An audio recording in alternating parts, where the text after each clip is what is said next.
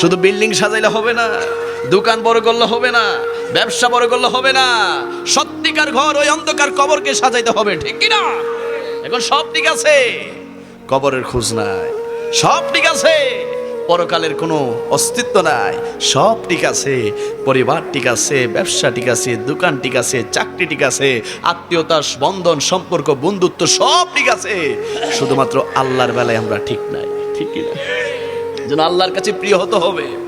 দুনিয়ার মানুষ আপনাকে ভালো বলে, দুনিয়ার মানুষ আপনাকে সম্মান দিচ্ছে, ভালোবাসা দিচ্ছে, দুনিয়ার মানুষ আপনাকে দেখলে সালাম দিচ্ছে, দুনিয়ার মানুষ আপনাকে বাহবা দিচ্ছে, মনে রাখবেন দুনিয়ার মানুষের যেভাবে মহাব্বত দরকার আছে, কবরের শান্তি পাওয়ার জন্য আমার আল্লাহর নিয়ামত রহমত বরকত দরকার আছে, ঠিক না? এজন্য আপনার প্রত্যেকটা সেকেন্ড, প্রত্যেকটা মিনিট, প্রত্যেকটা ঘন্টা, প্রত্যেকটা দিন, প্রত্যেকটা রাত, প্রত্যেকটা সপ্তাহ, প্রত্যেকটা মাস, প্রত্যেকটা বছর, হায়াতে জিন্দেগির প্রত্যেকটা সময় শুধুমাত্র আমরা আল্লাহর হুকুম মেনে চলবো। রাজি আছি তো ইনশাআল্লাহ? আমরা আল্লাহর হুকুম মানতে চাই কি চাই না? আল্লাহ বলে, বান্দা তোমার এমন এক দুনিয়াতে আমি পাঠিয়েছি যেখানে যাওয়ার প্রোগ্রাম আছে, থাকার কোনো প্রোগ্রাম, যেখানে যাওয়ার সিরিয়াল আছে, আসার কোনো সিরিয়াল আসেনি, আসেনি, আসেনি। বাবার আগে ছেলে যায়নি, বাবার কাঁধে ছেলে লাশ ওঠেনি, বড় ভাইয়ের আগে ছোট ভাই যায়নি, বন্ধুকে ফেলে বন্ধু যায়নি। এই দুনিয়া এমন এক দুনিয়া যেখানে আসার গ্যারান্টি আছে, থাকার কোনো গ্যারান্টি, যেতেই হবে। যেমনি ভাবে আপনার দাদা গিয়েছে, যেমনি ভাবে আপনার বাবা গিয়েছে, একদিন আপনারও যেতে হবে, আপনার সন্তানেরও যেতে হবে, ঠিক কি না? এই দুনিয়া কাউকে থাকতে দেয় না। দুনিয়া বলে তুমি আমাকে আপন করে নিয়েছো, সময় হলে আমি তোমাকে পর করে দিব, দূরে ঠেলে দিব, তোমাকে আমি আমার মাটির নিচে পৌঁছে দিব, ঠিক কিনা? ঠিক কিনা? আমাদের শেষ গন্তব্য কোথায়? আমাদের শেষ গন্তব্য কোথায়? কবর কোথায়? মাটির নিচে। দুনিয়াতে আপনার কানি কানি সম্পদ আছে, 2 তলা 3 তলা বিল্ডিং আছে, বাজারে দোকান আছে, সব ঠিক আছে।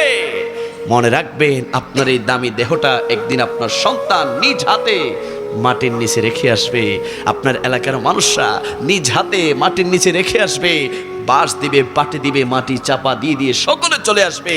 কেউ একটা বারের জন্য ঘাটটা ফিরিয়ে তাকাবেও না, রহিম সাবরে রেখে আসলাম, করিম সাবরে রেখে আসলাম, কি অবস্থা, কি করছে। মনে রাখবেন ওই অন্ধকার কবরে, আপনার কবরে আপনি মোকাবেলা করতে হবে, ঠিক কি না? এবার কেমনে মোকাবেলা করবেন আপনি চিন্তা করেন। কি এমন জোগাড় করেছেন, কি এমন সঞ্চয় করেছেন যা নিয়ে আপনি কবরে ঢুকবেন, ঢুকার পরে আপনি মুনকার নাকিরের উত্তর দিবেন, আল্লাহ রাসূলের সামনে দাঁড়াবেন। কেমনে দাঁড়াবে? দুনিয়াতে হিসাব নিকাশ করে। মনে রাখবেন 25 সাল চলে গিয়েছে, 26 সালের আজকে জানুয়ারির 31 তারিখ। পৃথিবীর সকল টাকা পয়সা একটা টেবিলে রাখলেও এই জানুয়ারি আর আনতে পারবে? চলে গিয়েছে, আসার কোনো সুযোগ নাই। এই জানুয়ারিতে কয়বার আল্লাহকে সিজদা দেওয়ার কথা ছিল, কয়বার দিয়েছে, কয়বার মসজিদে যাওয়ার কথা ছিল, কয়বার গিয়েছেন, কয়বার আল্লাহর ডাকে সাড়া দেওয়ার কথা ছিল, কয়বার দিয়েছেন, হিসাব করেন, হিসাব করেন। ব্যবসার হিসাব মিলাইতে পারেন, কিস্তির হিসাব মিলাইতে পারেন, কিন্তু আমার আল্লাহর সিজদার হিসাব আমি আপনি মিলাইতে পারি না। মনে রাখবেন এই দুনিয়া মিথ্যা, এই দুনিয়া আমাদের চোখকে অন্ধ করে দিয়েছে, কানকে বধির করে দিয়েছে, অন্তরকে মেরে ফেলেছে। মনে করছেন আপনার চোখ আছে, আপনি দেখছেন না। সেই তো দেখে যে তার বিবেক দিয়ে দেখে, সেই তো দেখে যে তার অন্তর দিয়ে দেখে, হৃদয় দিয়ে দেখে।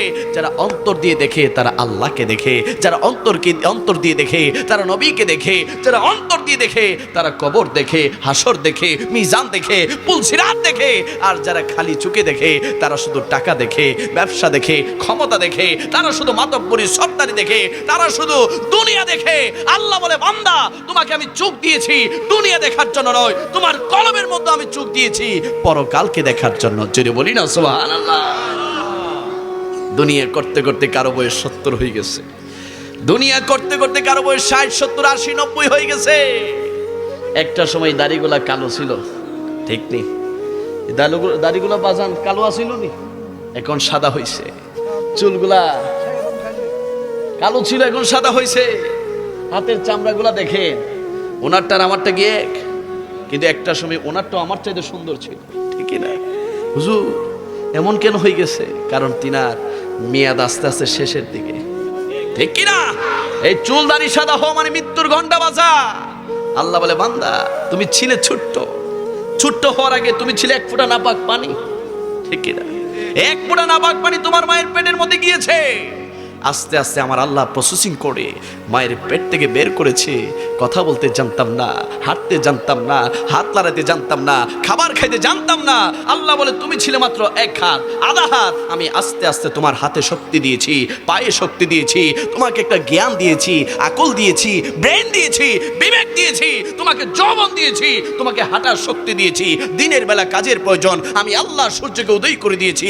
রাতের বেলা তোমার ঘুমের প্রয়োজন, আমি আল্লাহ সূর্যকে অস্ত করে চাঁদের মৃদু মৃদু মিষ্টি মিষ্টি আলো দিয়ে আরামের ঘুমের ব্যবস্থা করে দিয়েছি। বান্দা তোমার যখন যেটা লাগবে সব দিয়েছি। আল্লাহ কেন দিয়েছেন? আল্লাহ বলে এই দুনিয়ার জমিনে এই কপালটা দিয়ে আমি আল্লাহকে মসজিদে এসে সিজদা করার জন্য। জোরে বলি না সুবহানাল্লাহ। কি করার জন্য? কি করার জন্য? এখন হিসাব মিলা, আসলে কি আমরা সিজদা দেই? আসলে কি আমরা নিয়মিত মসজিদে যাই? আসলে কি আমরা আল্লাহকে ডাকি? মসজিদ থেকে আজান দেইনি, মসজিদ থেকে আজান আসেনি, মসজিদে এলাকায় মাইক আসেনি, মাইক দিয়ে কি দেয়? কার জন্য? বান্দার জন্য। ডাকে কে? আপনি মনে করতেছেন মসজিদের 6-7 হাজার 8-10 হাজার টাকার মুয়াজ্জিন ডাকতেছে। আল্লাহ বলে না, ওই মুয়াজ্জিনের জুবান দিয়ে আমি রহমান তোমাকে ডাকছি। সুবহানাল্লাহ। ওই মুয়াজ্জিনের জুবান দিয়ে আমি রহিম তোমাকে ডাকছি। ওই মুয়াজ্জিনের জুবান দিয়ে আমি আল্লাহ গাফফার তোমাকে ডাকছি, গাফুর তোমাকে ডাকছি, কাহার তোমাকে ডাকছি। বান্দা, দুনিয়ার কোনো নেতা তোমাকে ডাকে না, দুনিয়ার কোনো বন্ধু তোমাকে ডাকে না। ওই মসজিদ থেকে আমি রব্বে করিম তোমাকে ডাকছি। আল্লাহ কেন ডাকছেন? আল্লাহ বলে হাইয়া আলাস সালাহ, নামাজে আয়, নামাজে আয়। আল্লাহ কেন নামাজে যাব? কেন নামাজে যাব? আল্লাহ আজানের মধ্যে আবার বলছেন হাইয়া আলাল ফালাহ, হাইয়া আলাল ফালাহ। তোর লাভের জন্য, তোর ফায়দার জন্য, তোর কল্যাণের জন্য, তোর কি লাগবে সেটা চাওয়ার জন্য মসজিদে আয়। আমি আল্লাহ তোকে দেওয়ার জন্য মসজিদে অপেক্ষায় আছি। জোরে বলি না সুবহানাল্লাহ। অপেক্ষা করে কে? আওয়াজে বলি অপেক্ষা করে কে? বান্দার জন্য। আর বান্দা থাকে দোকানে, বান্দা থাকে বাজারে, বান্দা থাকে আড্ডায়, বান্দা থাকে খেলার মাঠে, বান্দা থাকে ঘুমের মধ্যে, বান্দা থাকে খানার মধ্যে, বান্দা থাকে দুনিয়া নিয়ে। আল্লাহ বলে বান্দা, আমি ডাকি তোকে, তুই আমার ডাকে সারা দেশ নাই। কবরে আয়, তুইও আমাকে ডাকবি, আমি সারা দিব না। হাসরে আয়, তুইও আমাকে ডাক দিবি, আমি সারা দিব না। যদি কেউ দুনিয়ার ডাকে আল্লাহর ডাকে দুনিয়াতে যদি সারা দেয়, আল্লাহ বলে দুনিয়াতে আমি তোকে ডেকেছিলাম, তুই হাজিরা দিয়েছিলি। কবরে আয়, তুই ডাকবি, আমি আল্লাহ তোর জন্য হাজির। হাসরে আয়, তুই আমাকে ডাকবি, আমি আল্লাহ তোর জন্য হাজির থাকবো। জোরে বলি না সুবহানাল্লাহ।